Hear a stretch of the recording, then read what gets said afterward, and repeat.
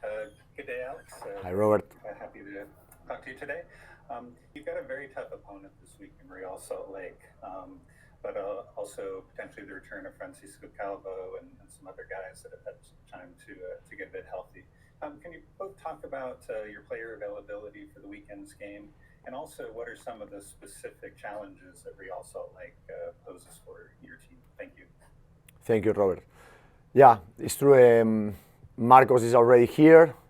He was part of the half of the training today.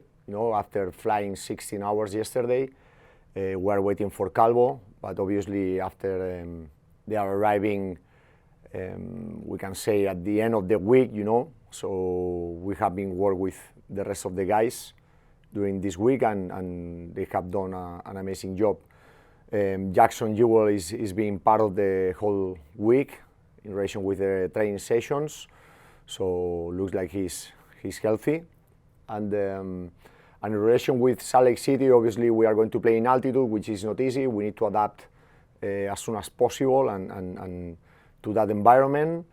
As you say, Salt Lake City is a difficult opponent. I think that they are going to miss Herrera, the right fullback, because of a red card against Vancouver. They brought Savarino again, and every time he's getting more minutes. He's a team that most part of the time also they like to press high at home with those two forwards. So yeah, it's going to be a challenge, but the team he's trying very well. I'm very happy with the answer and response of these guys, our team, during the last 3 weeks. Thank you. Next up, Fabian Renkel. Thank you, Alex. Happy Wednesday. Hello, Fabian. With Chofis Lopez being on the end of his loan, are we going to be able to see him play and be used in your team, as well as will the fans be able to say goodbye at the Cali Clasico? Thank you.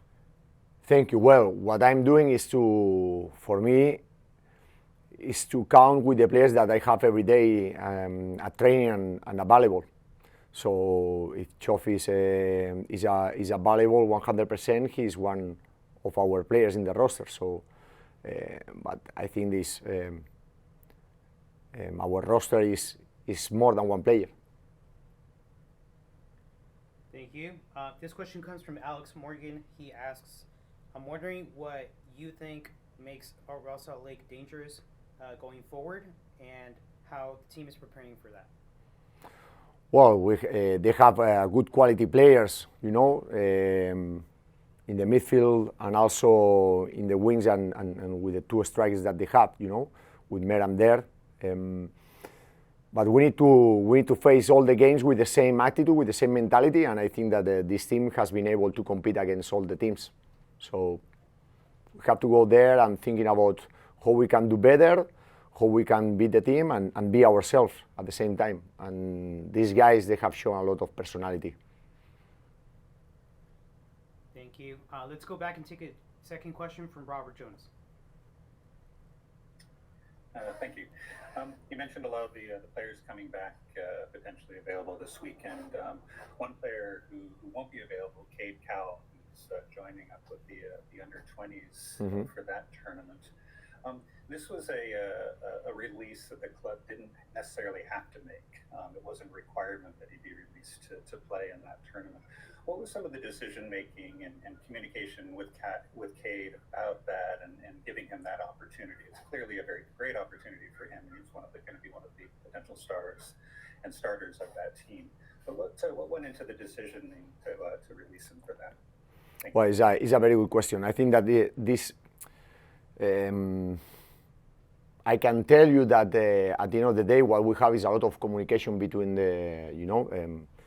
our general manager, our staff, myself, and with the player, and talking with Cade, obviously to be called for the U.S. national team and to prepare for a official competition, is good for the player. So we decide all together that it was gonna be good also for him, understanding that he has been played for us and he's an important player, but I can tell you the same that I said before. I think that we have a roster with players that they want to show also their capabilities and be available for the team and do well. Thank you. Let's take a couple more questions, starting with the second one from Fabian Renkel, and then switching over to Carlos Eustace. So go ahead, Fabian. Alex, thank you so much for taking a second question. No problem. Appreciate it. With the big news yesterday that MLS signed a 10-year contract with Apple, being in MLS for many years, what do you think it means to the league, and what do you think it means to all the players and everybody involved with the league? Thank you. Thank you. Well, I think that represents a big and a huge step, you know, having Apple in MLS. I think what it means also is that this league is growing a lot in world terms, you know. I think that the level that every year MLS is providing is great, is amazing, and every year is more difficult to play in this league. So it represents an answer from Apple that maybe consider this league like something big, and it's good. It's very good. Thank you, Alex. Let's now switch over to the Spanish portion and take a question from Carlos Eustace. Alex, buenas tardes. Hola, Carlos. Lo voy a hacer en dos partes para que te dé oportunidad de volver a decir un poquito lo que hablaste del crecimiento de la liga. Vamos a empezar con eso. Este nuevo acuerdo comercial que permite además que todos los fanáticos puedan ver todos los partidos, porque tienen estas limitaciones a veces en los mercados locales de no poder ver al equipo. Para ti que tienes tanto tiempo en la liga, supongo que significa algo muy importante, no solo por la influencia de capital que llega, sino lo vemos con la llegada, por ejemplo, de jugadores como Giorgio Chiellini, ¿no? Que viene llegando al LAFC. Eso habla del crecimiento de la liga y de lo que va a aportar de aquí a los años futuros. Sí, Carlos. Bueno, lo vemos con Chiellini. También en el pasado habían venido otros jugadores, ¿no? Zlatan también estuvo aquí, pero ahora es Chiellini, Insigne también creo en Toronto.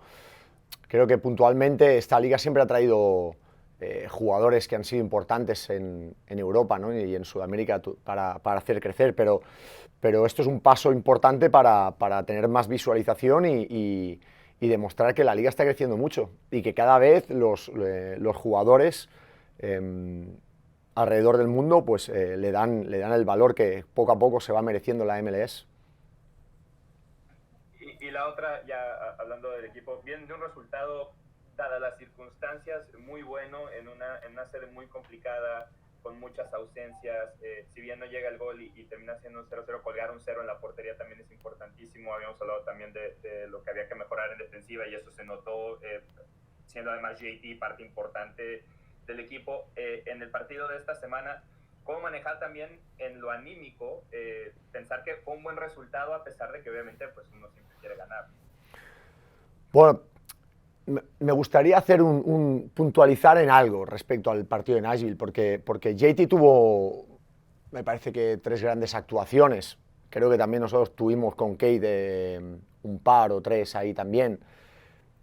Creo que lo que comentabas del trabajo defensivo es verdad, y además también pienso que el equipo a nivel defensivo en Nashville, sobre todo nuestra línea defensiva y los centrocampistas, defendieron muy bien los centros.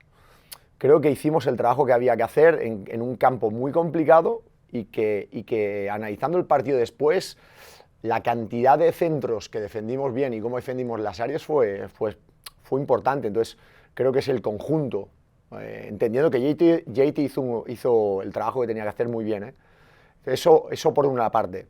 Y segundo, por el otro, anímicamente el equipo está bien, está trabajando muy bien. Ya lo llevo diciendo que las últimas 3 semanas, esta semana, estamos trabajando bien.